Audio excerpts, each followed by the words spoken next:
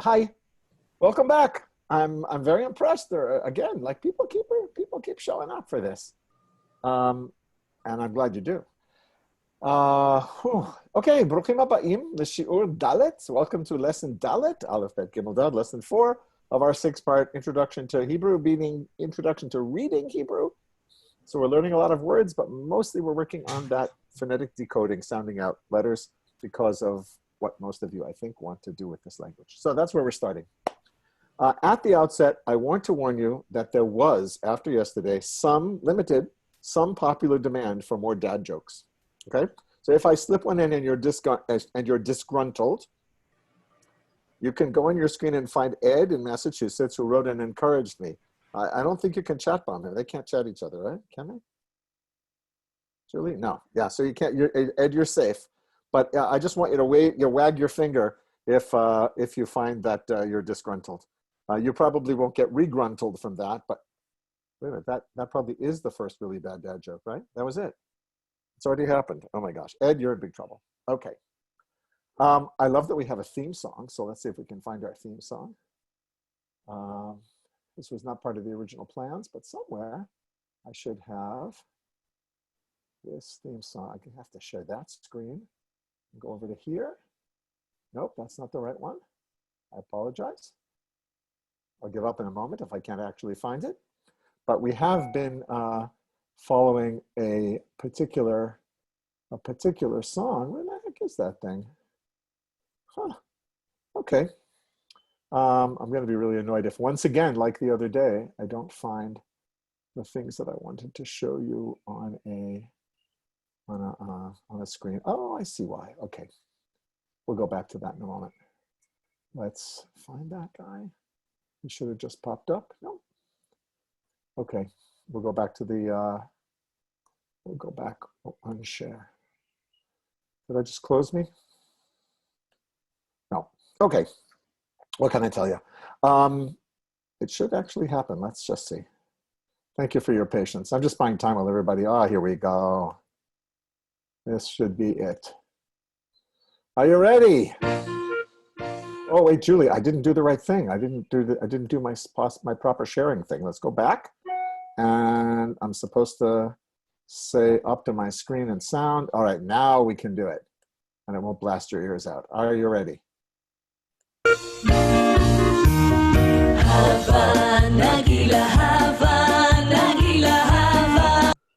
Oh, that was it? Bad reception. Okay, whatever. That's good enough, right? We don't need more. I'm happy with that. Let's unshare and get serious here. And we have all 232 people with us. Okay, we have a theme song. There is, by the way, a wonderful short documentary film about this theme song, about Hava Nagila. If you ever have a chance to see it, or maybe you can find a way to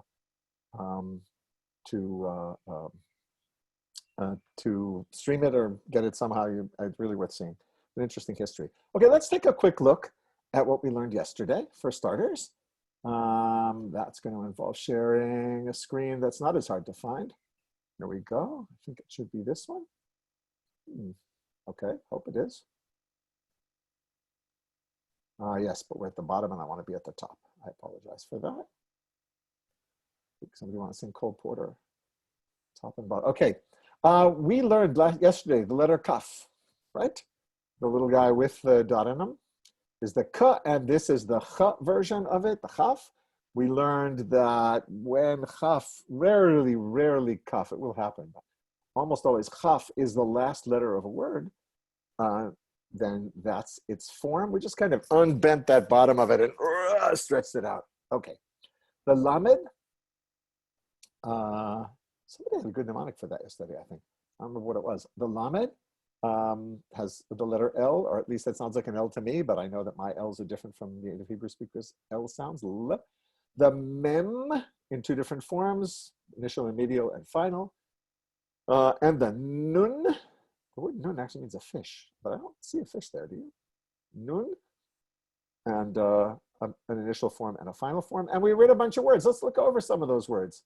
Julie, look, there are translations there. Kad, right? That's nice to have. Kad, I showed you some pictures of kadim, of pictures yesterday. Koach, strength, power. Hika, he smacked, he hit, he whacked. Bacha, I'm in the second line starting from right to left. Of course, right to left. I didn't have to tell you that. Bacha, he cried, he wept. And this one, where the accent was on the first syllable, bechi, crying.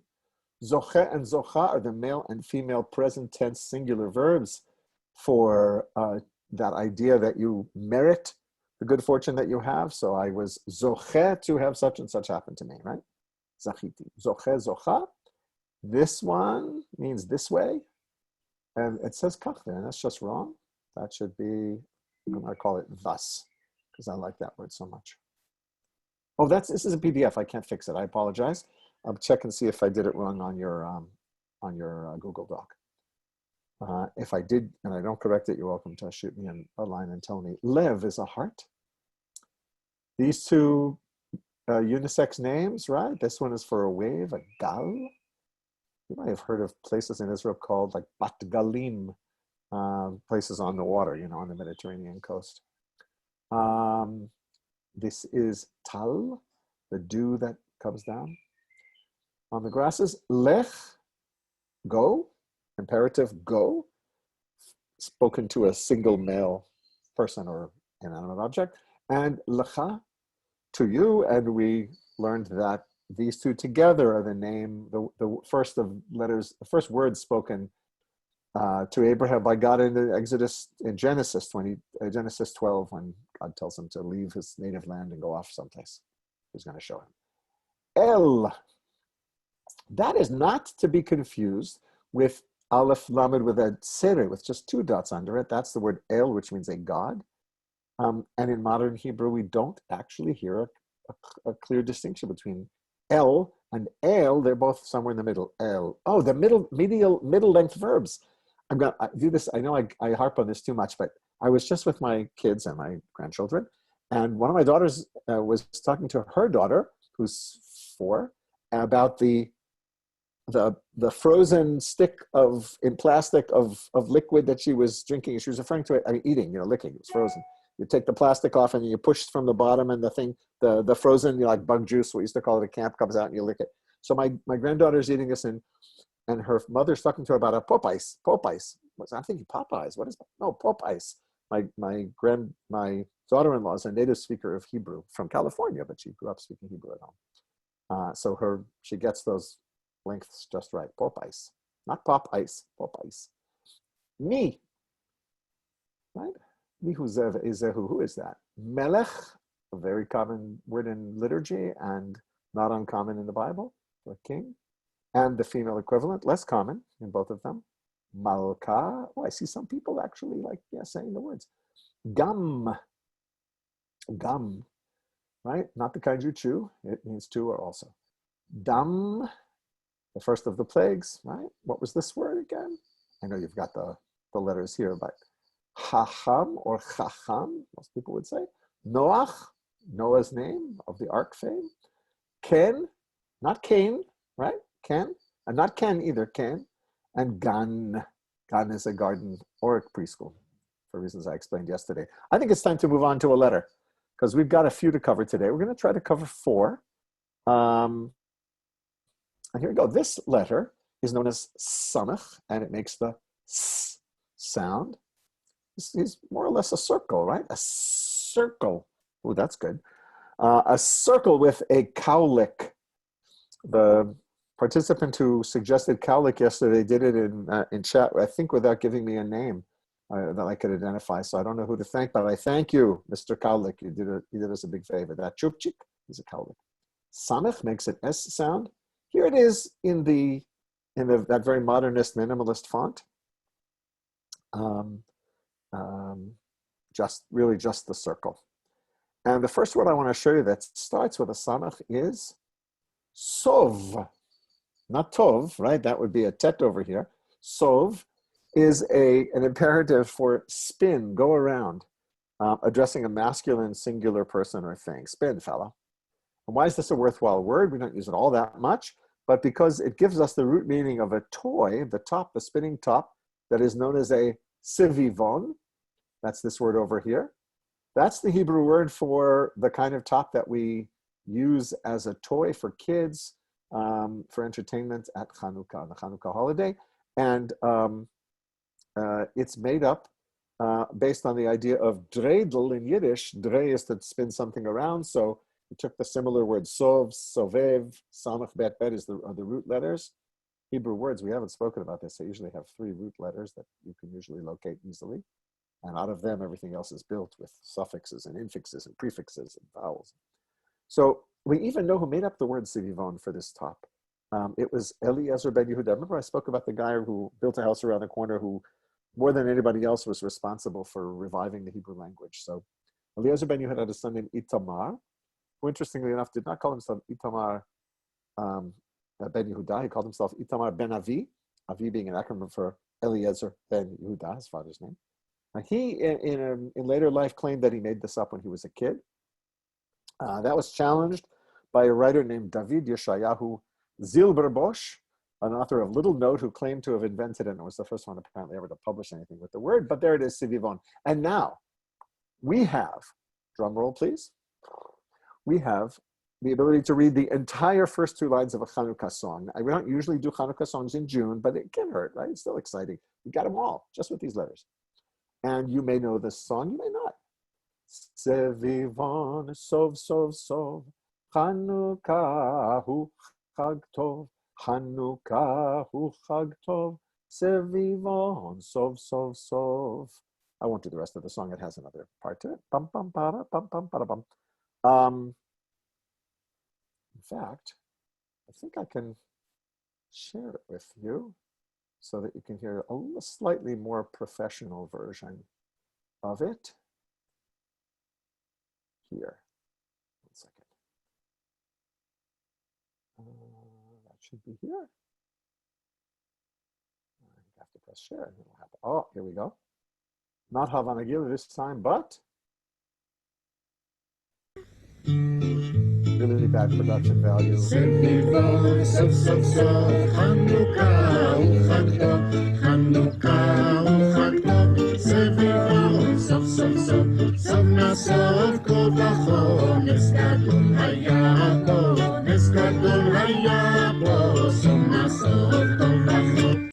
You can tell, I think, that is definitely a 70s or early 80s Israeli TV show called Par Nechmad, which means nice butterfly. And there you go. I love the haircuts, right? Did you notice, by the way, how cleverly I slipped in for you just now a thing that we hadn't seen before, right? A vowel we hadn't seen before. Did you notice that over here? I think I wrote it out more clearly here. Yeah, look at that. That vowel, you know that it's Chanukah, even though it's Adam Sandler rhymed Hanukkah with Monica back in the 90s. It's Chanukah. And you knew that from having seen it spelled this way or with a CH or 1K or 2 N's, and no one ever knows quite how to do it. Somebody once wrote a book about all these issues of transcribing Hebrew called How Do You Spell Chanukah? It's a great title. That is an U vowel, right? 3 dots on a diagonal from the upper left to the lower right, written under the consonant that precedes it. You might see the word Chanukah, though, written this way. When you have in classical spelling, in classical texts, a word with an U vowel or an O vowel, very often, how'd that get a different color? Very often, do you like today's theme color, by the way? I think it's called mocha. I choose a different one every time. Very often, an U or O vowel that's written without a vav in classical sources will be written out with the vav when you're writing an unpointed text. It's a lot easier. This could be chancha or other kinds of things, but without the vav, but with the vav. I get the idea. It's probably an O or an U, and there it is.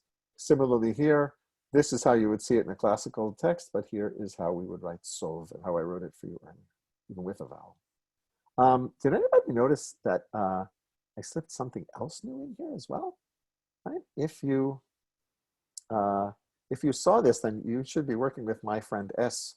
She works at I can only give her first initial. She works at the National Geospatial Intelligence Agency near Washington, analyzing the details of satellite photos. So here is what our future intelligence operative noticed. See that?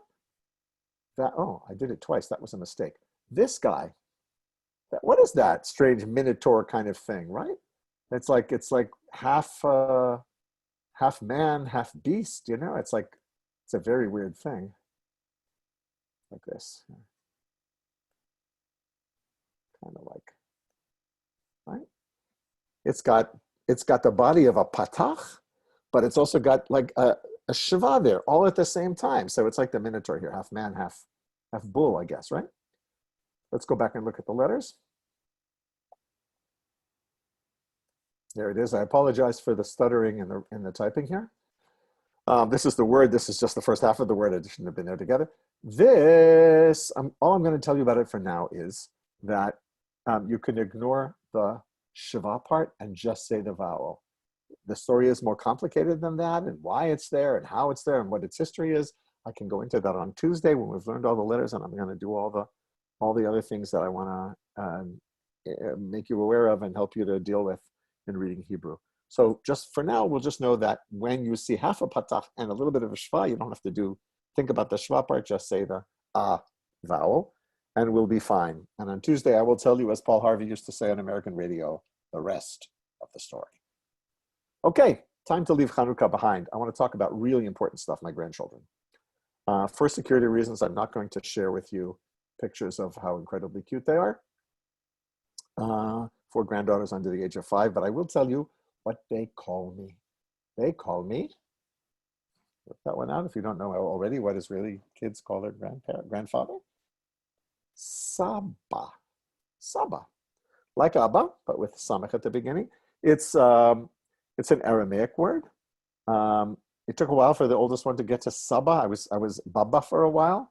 Baba, not Baba like Baba Gump or the NASCAR driver who it turns out really wasn't the intended viewer of the news in his garage, thank God. Not Baba, but Baba. And then I was Laba, and then finally she could get the Samech, and she was where we are today, and she could call me Saba.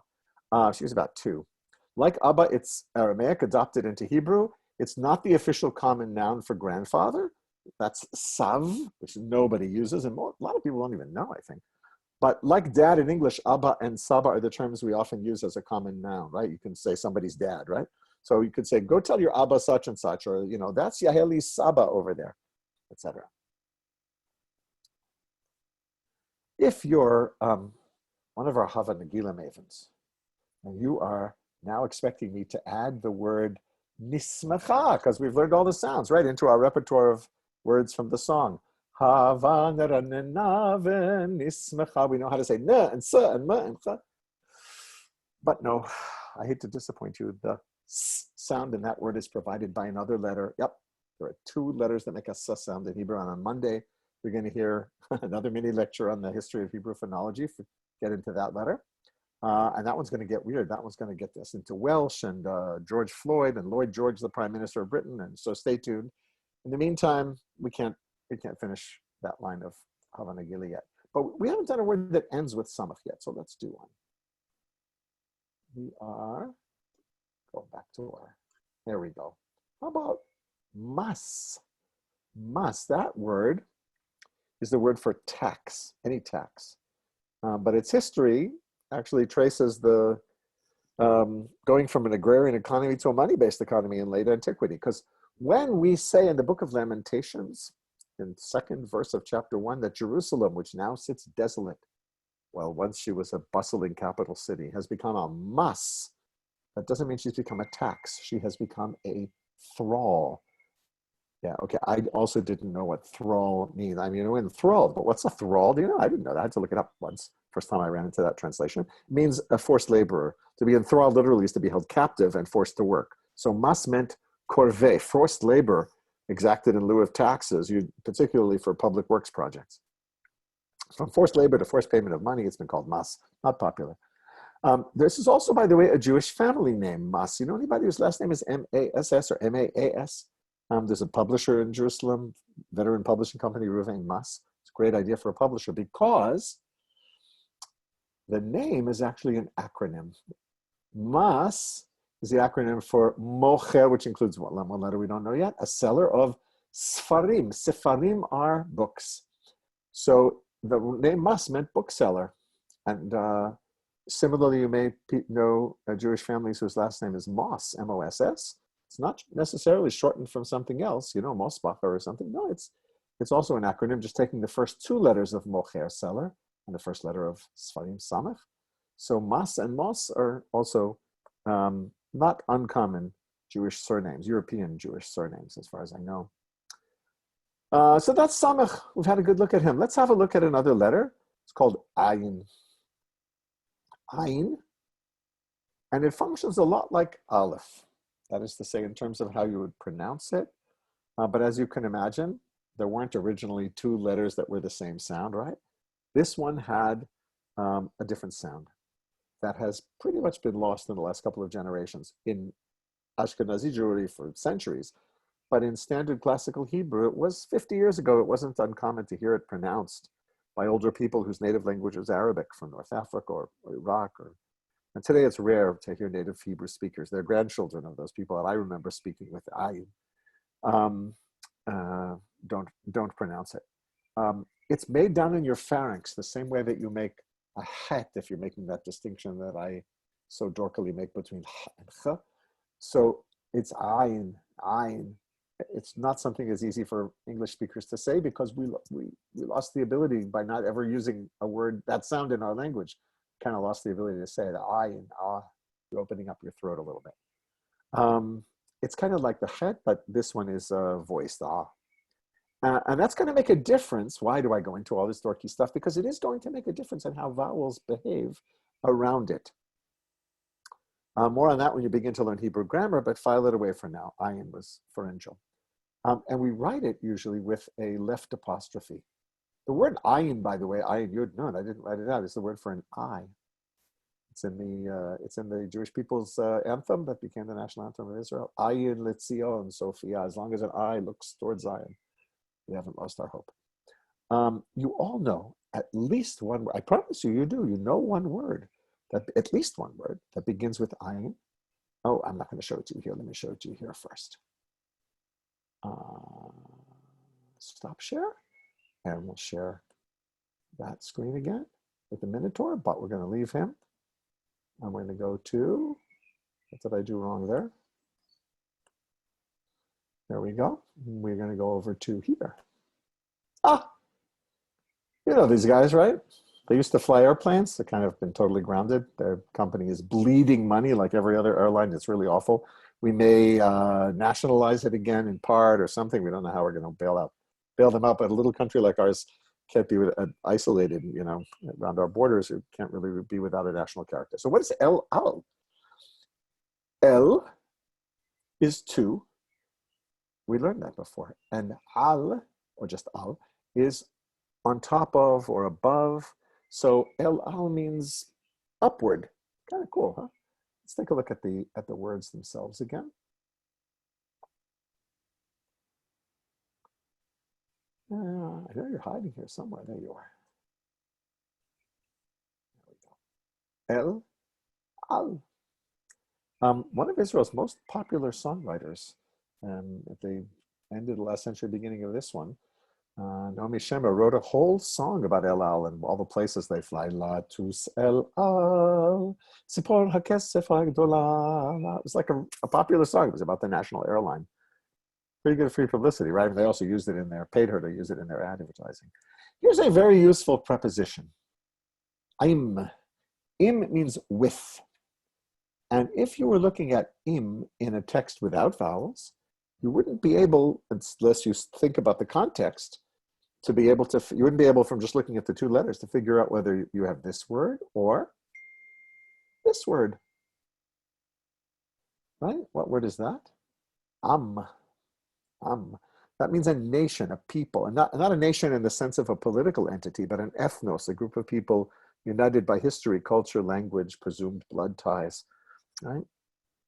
We Jews talk about ourselves as an Am Yisrael, the people of Israel, the people Israel, as opposed to the country Israel, or the ancestor Jacob, whose name was changed to Israel. In the 1960s, I'm doing this from memory, but I think I've got this right. In the 1960s, as part of the nascent grassroots effort to bring attention to the problem of Jews in the Soviet Union, unable to either emigrate or practice Judaism, be openly Jewish, Shlomo Carlebach, famous rabbi and songwriter of the middle of the 20th century, wrote this song at the request of one Jacob Birnbaum, I believe. And it's Am Yisrael Chai. Oh yeah, I guess a sneak preview of that other S letter, but we're not really going to get to it yet. The song is, as he wrote it, Am Yisrael Chai, Am Yisrael Chai. It means the Jewish people lives, is alive. Am Yisrael, Am Yisrael, Am Yisrael Chai. And again, Am Yisrael Chai, Am Yisrael Chai. Am Yisrael, Am Yisrael, Am Yisrael Chai. Am Yisrael, Am Yisrael. I'm getting carried away. But it's actually very, very nice. There's also another piece to it. Od Avinu Chai, our ancestor, our father still lives, biblical reference. It's cool. It became an anthem very quickly all around the world for that movement, and in general for a kind of Jewish countercultural movement in the of young people in the 60s and 70s and 80s. I know I got a little ahead of our curriculum on that one, though, with the extra letter you don't know, but we'll get there. Here's a place name with ayin that also tells us an interesting story. What place name is that? You don't know it quite by that name, but it might be enough to recognize it. Aza. Aza is, I'll show you on the map. I think you figured it out already, probably, right?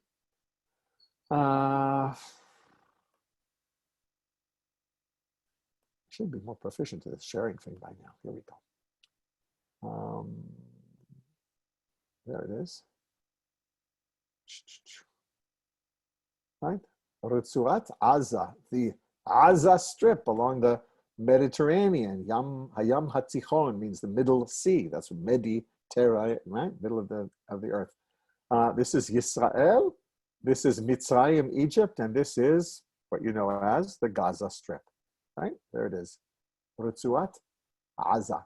So tell me, how could it be, why would it be that a place that we know as Aza would wind up becoming known as Gaza with a G? That is kind of weird, right?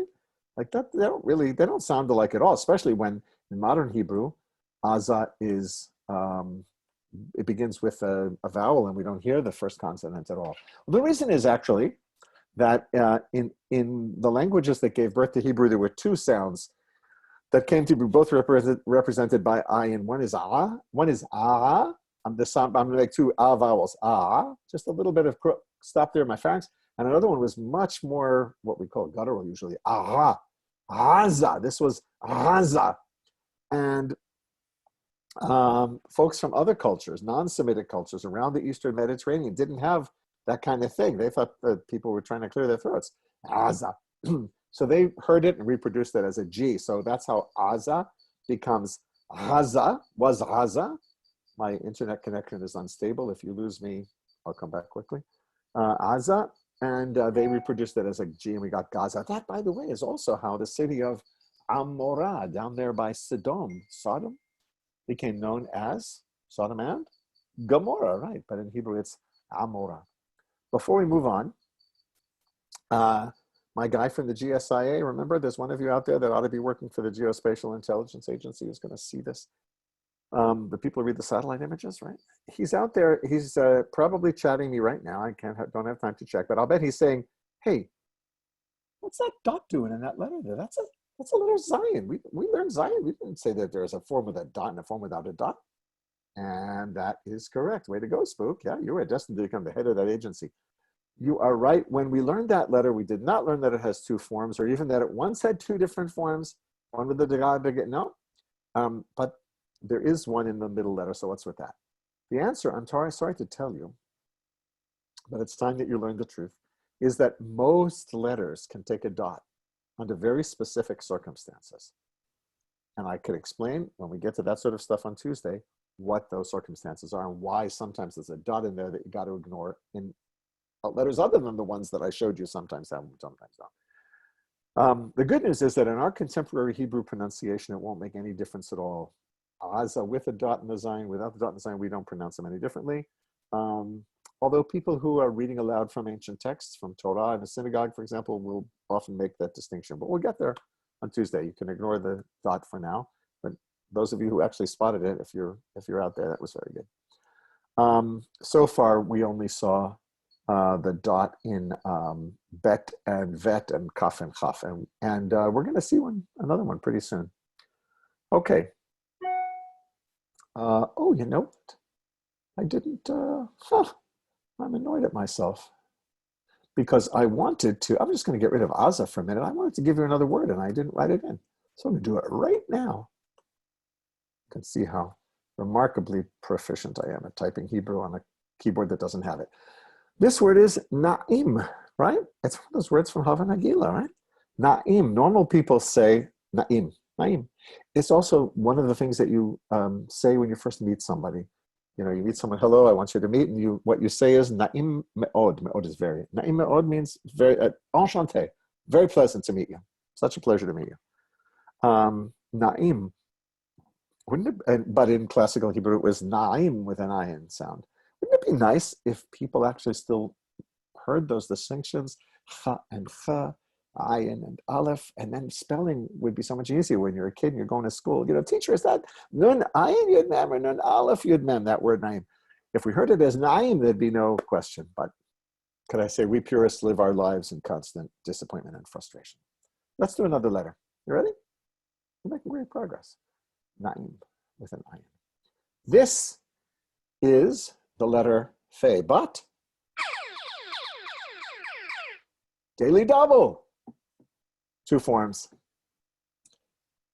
Pe and fe. Pa and fa. Now, this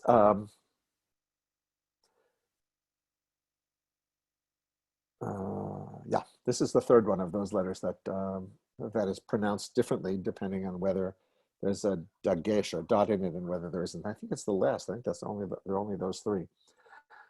So what's the logic of this? Remember, like, why is p and f the same sound? We don't make them the same way. Well, you could probably figure it out already, because remember, b and v were originally b and v. I'm going to get really close and show you. B and v, right? B and v. So originally this was p and f, right? What we pronounce now as an F sound was a P sound, not quite all the way closed. F. If Hebrew had gone into exile in Japan, life would be so much easier, because I am told that in Japan, the sound that we represent as an F, like, you know, Fujitsu and Fujifilm, is actually Fujitsu, and Fujifilm. And I don't know if it's true. If you speak Italian, why did I say that? If you speak Japanese, please shoot me a note about whether that's totally made up and wrong or actually on target. I learned it from someone. I never studied Japanese. So that's why we have, again, these two letters, which, because there was no f sound in the European languages, or Arabic or Persian, as far as I know, that Hebrew speakers and people who use the language for literary purposes and ritual purposes heard and spoke it in their daily lives. So we lost the f sound and it was replaced by the f sounds, you're so close to it. Okay.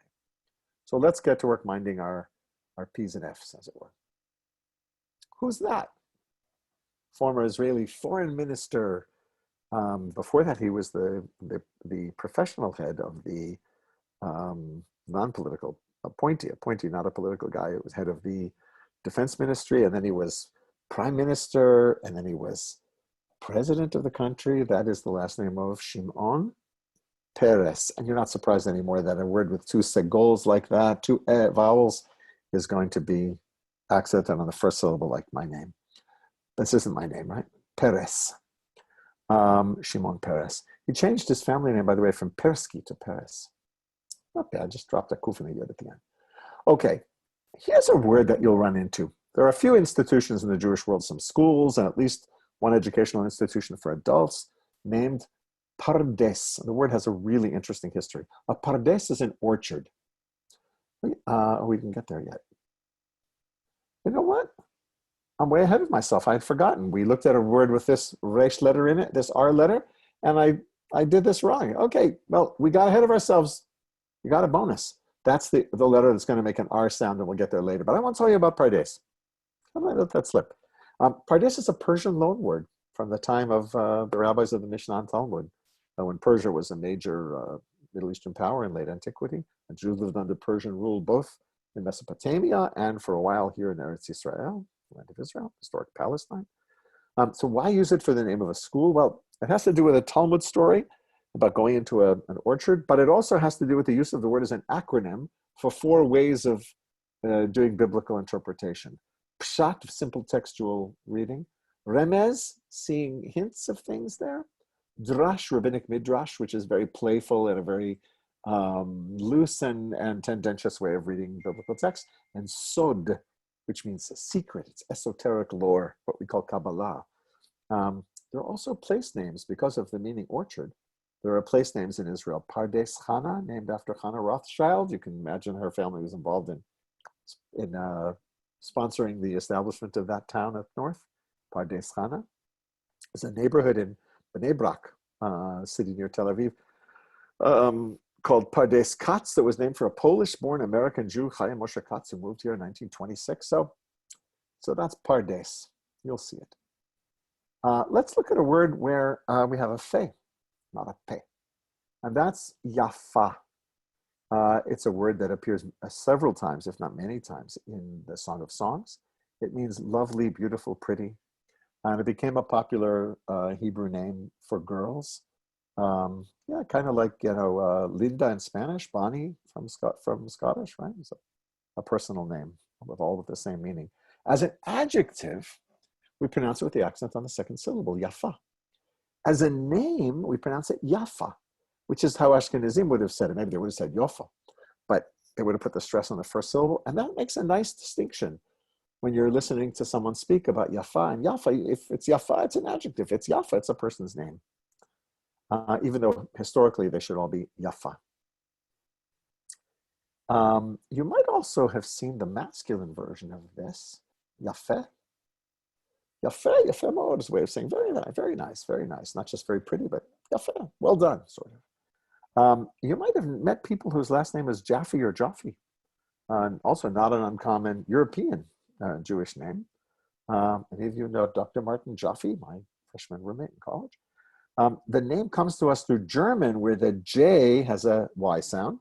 And the traditional Ashkenazi pronunciation of the first vowel here was O. We've mentioned this before. So it was Yofeh. But we say in modern Hebrew, Yafeh. Yofeh became Jaffe or Jaffe. Yafeh. But don't mix up, please, Yafa and Yafeh with the port city, which I also don't have on a screen here, so I'm just going to do it for you right now. Oops, wrong language. Yafo. A slipshod of me. There we go. I was just bragging about how well I type Hebrew and I made all those mistakes. Yafo is that port town on the coast that came to be eclipsed by and then merged with its originally just a northern suburb called Tel Aviv. That's Jaffa. That's its Arabic name, Jaffa. In the Bible, when Jonah flees there, and in modern Hebrew too, it appears this way as Yafo, or Yafo even. When you heard the daily double signal before, I forgot all about mentioning, because I was so excited about Pe and Fe, that there's a final form to the Fe as well. I don't think ever to Pe. Interesting question. This is the final Fe. It looks kind of like the same thing, again, like the way the Kaf had the bottom part just stretched down kind of here too. It looks like the Fe a little bit, right? There's he back here. But then if you took this piece and you just pulled him down there and made him vertically straight, he'd look like that. And that is indeed probably how it developed. And that is indeed the final version of the letter Pe. Remember I told you that the name of the letter Kaf that we learned before means a spoon and also the palm of your hand? Here's that word, kaf. Again, either spoon or palm. Can understand why they're not the tree palm, but palm of hand. And here's another word that ends with a fe, the word for a page, daf. Daf. It's actually a page in the sense of a whole sheet of paper in a book. It's called a daf. Each side is called an amud. You might have heard of the project that's been going on for, wow, close to a century, I guess, of having people read a folio page, two sides of the Babylonian Talmud every day. And it takes 7 years or so to finish the whole Talmud that way. It's called Daf Yomi. I'll write that out for you. Daf Yomi. Daily page. Yom is a day. Oops. Why not enlarge it? What the heck? That's not what I was trying to do. But there we go. Daf Yomi, the daily page of Talmud. One more word with a fe at the end because I like it so much. This is the word elef. Elef, it has nothing to do with elves. Elef means 1,000, right? And like Melech and Peretz, it's accented on the first syllable. All right, we've done Samech, ayin, pe and fe, final fe. One more letter today. And that is, we really have to get there already. And that is the letter tzadi, because I've been playing around with my videos with you. The name is tzade or tzadi, could be either way. He's known by both variants of his name, not tzaddik. Some people think that it's tzaddik because the next letter in sequence starts with a k sound, so they think it's tzaddik. Tzaddik is a righteous person, you know, a paragon of virtue. From what I've heard, this guy tzaddik has lived a wild and dissolute life, so I suspect he's being mocked when people, he'd make feel he's being mocked when people call him tzaddik. I mean, wild and dissolute. Look at the guy; he's like all over the place. Look at there's this horizontal. I mean, this diagonal, and then off of it comes a piece, kind of like an aleph. But then instead of this piece of the aleph, I get a base thing. It's kind of looks like something you hang your cell phone on, or maybe your clothes at the end of the day. I don't know that I give it to you in the other font now. Let's just change fonts on this one for a moment, if I can figure out how to do that. I don't want to do that. I don't want to do that. I don't want this to be here. Hold on a minute. I apologize. I've got stuff in my way on my screen. Here we go. I wanted to highlight him and change the font to a different one. I'm doing this slowly. I apologize. There we go. A little more regular. Okay, that's the tzadi. Now, tzadi is interesting because from our perspective, that's not one sound, it's two, right? English speakers here, and we write it in two letters, TS or TZ. It's what we call an affricate. It's where you start with a stop and then you push some air through and open it up. Kind of like when you say, right? PF, or something like that. So here you go, tzadi. Here's one of the most important words to learn with, begins with the letter tzadi. It's Tzion. Tzion is the classical name for the city that I live in here, Jerusalem. It gave its name to Zionism, right? And it has come to mean also the entire land of Israel, but its original meaning is Tzion. It's from Tziyah, dry place, because I live in a very dry part of the country. We get nice low humidity all summer. Right, so you know Zion. You know it is Zion. Great day, the righteous marching, great day. Lord's gonna build up Zion's walls. If you're listening today, Rena, I know one of my listeners is someone who once taught me that song many, many years ago. Here's a word you know. I know you know this word. Take some time to sound it out. You got it? Yeah. Oo. Remember the oo? Tz. Chutz. And this shva is just going to tell me that a syllable is over. It is not going to tell me that I have to make a little sound. Sometimes shva just marks the end of a syllable. Chutz. Pa. Oh, you know that word. You probably know it. You may well know it as chutzpah. The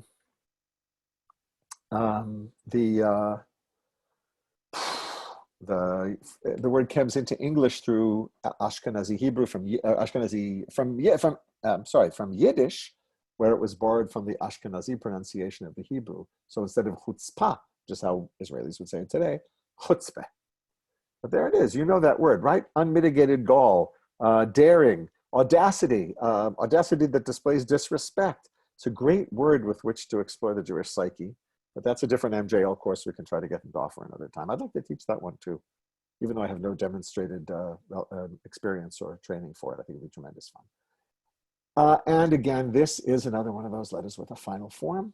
This is the regular tzadi, and this is the final tzadi. So you'll finally get to see my name in print. I'm so proud. Ta-da! There I am. Peretz, not Peres with an S, but with an TS, affricate sound, or TZ, Peretz. Very important. I know it's really important to include that.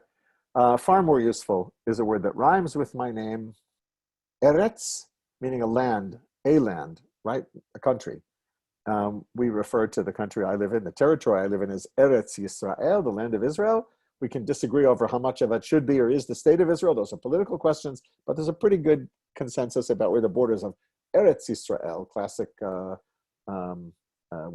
west of the Jordan Mandate Palestine, is known in Hebrew as Eretz Yisrael. When I moved to Washington, D.C. in my 30s from here for a while to work at a school, one of the teachers, one of you remembered me from that school, I sent an email, I know. One of my fellow teachers used to call me Peretz from Eretz. It also rhymes with sheretz, which is a creepy, crawly, awful thing, but we tried not to think of that. You might know somebody whose last name is Katz. Katz is an acronym for Kohen Tzedek, another letter we're going to do next time. Kohen, a priest. Tzedek, a true, it's honesty and justice, a true priest, a person who's really descended from the ancient priestly caste. Kohen Tzedek is often referred to as a surname, Katz, or some version of it, Katz, right, in our parlance. Let's look over the letters that we've learned today. We learned the circular letter Samech. We learned the ayin, or just plain ayin. We learned the pe and the fe and its final form. And we learned tzadi, or tzade, and its final form. That's a lot. That's really pretty darn good. And we looked at a bunch of words. We learned Sion, we learned daf, we learned the orchard, pardes. We learned that tortured strip of earth to our southwest here, Aza. We learned the word for a country, Eretz. We learned the generic term, right? Eretz, common noun. We learned the preposition im, with. We learned elef is 1,000. We learned chutzpah, but we knew that already. We just learned how to read it. And na'im, and it was na'im me'od. It was very pleasant to get to do this with you. And I hope somebody noticed that that was one of those words in one of our songs, right? Here we go, we'll do it again. I like to start with some music and end with some, and there should be one right here, over here. And we'll look at the words again in a moment.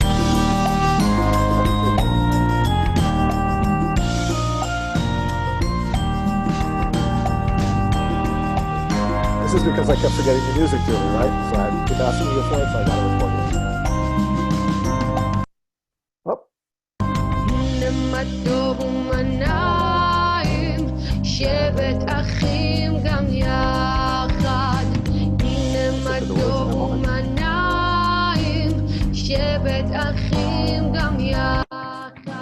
Whoops. You still hear the sound? I've got it in my head. Gotta turn it off. Okay, let's go back. Sorry about that. I do want to spend some time taking questions, and yeah, we don't have to go back to screen. Oh, yes, I did want to go back to screen share because I want to look at the words again. There they are. Hine, dot in the nun. We're going to deal with that next week. Ma tov, here, tine is, here is, behold, how good, and how, and ma na'im, how pleasant it is for the dwelling of achim, brothers, gam yachad, together. Right? Hine ma tov uma na'im shevet achim gam yachad. Okay, we're going to stop sharing. We're going to pick up the chat, and we're going to see what kinds of questions I can answer with just a few minutes. Okay, I admire your patience, all of you. How can I tell the difference between bet and kaf in book script? It's hard. It's hard. The kaf is rounded at the bottom, and the bet's bottom extends back to the side more, so that it's as though you've done the kaf and then gone back and drawn the line back a lot flatter, further around behind the side. I can give you a bet and kaf on a screen later if you want. Somebody loves my dad jokes. That's terrible. Don't. I'm incorrigible. Don't encourage me. All right. Not a bad dad joke. What's the documentary of Hava Nagila called? I don't remember. I think it's called Hava Nagila, but it's probably searchable. Lamed was lightning. Oh yeah, that's who it was. Thank you, Deborah, for reminding me that somebody had suggested that yesterday. I think the difference between the L's might be one said at the tip of the tongue, Allah instead of ul. Yeah, it could be. The links to the recordings are out there. Is there any difference, any link between Sepharim and Sephardic? If you mean Sepharim as books, no. If what you meant, Mary, was Sephardim with a D and forgot the D, then yeah, I mean, but I don't think that would be such an obvious thing. I don't think that's what you're asking. The tail of the ayin is above the line? Yeah, usually. Does the zayin ever have a sound of its own, or is it just a placeholder? No. Oh, no, ayin. Does ayin? Yes. Ayin has a sound of its own in other dialects than the standard Israeli Hebrew that's become common among native speakers in Israel. So it did have a sound deep in the throat. But for all practical purposes, it's become a silent letter or a glottal stop like an aleph. That was a good question. Is there a non-script way to write ayin?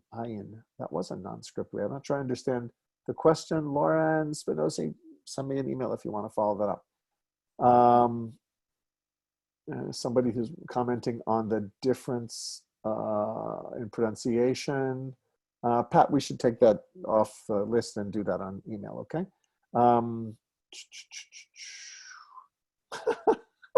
A mnemonic suggestion from Muriel. By the time nun, pei, and kaf, the two letters where you kind of have to bend down the end to make the final form, she says, by the time nun, kaf, and pei appear at the end of the word, they're tired and their flat bottom falls straight down. I think that's a great idea. Their tail can't hold their tail up anymore. Tzadi. Yes, a couple of people asked about that strange thing with ts, tzadi. In earlier Semitic languages and in classical Hebrew, like in the Bible, it was sounded more like an S. It didn't have a stop at the beginning. It was sa. In Arabic, it's the letter Sod, if you've ever learned Arabic. So making it into an actual TS sound or TZ sound is original, but that's not how it's pronounced today. Somebody who did spend 3 years in Japan says that the what is more like a hu sound. Okay, I was trying. Do pei and fei keep all their vowel markings in modern Hebrew? Well, modern Hebrew is usually written without dots at all, right? No vowel markings, none of those diacritical marks. So you have to fill it in yourself. But when a text is written with vowels, like a kid's text or someone writes a poem and publishes it, because of the complexity of the language, often it's done with vowels, then it's, yes, you will use the dot to make a distinction between pa and fa, between ba and va, between ka and cha. Handwriting versions are out there. A few people ask about that. We're not going to really have time to do that. And is ayin the same as aleph, which we've answered. Okay, this was great fun. We are like in the home stretch. You get a weekend off on Monday, not Sunday, which is weird because here Sunday is a regular work day. On Monday, we're going to polish off the alphabet. We're going to look at some more words. We're going to see some silly videos, maybe. I don't really know. Here's some bad dad jokes. It's possible. I'm really sorry. Ed, it's all your fault. And then on Tuesday, I'm going to, as I said, look at some of those strange things where you got half vowels and weird combinations of things and a couple of other places where, despite what's written, it's not how it's pronounced. That nobody ever tells you, but I'm going to tell you.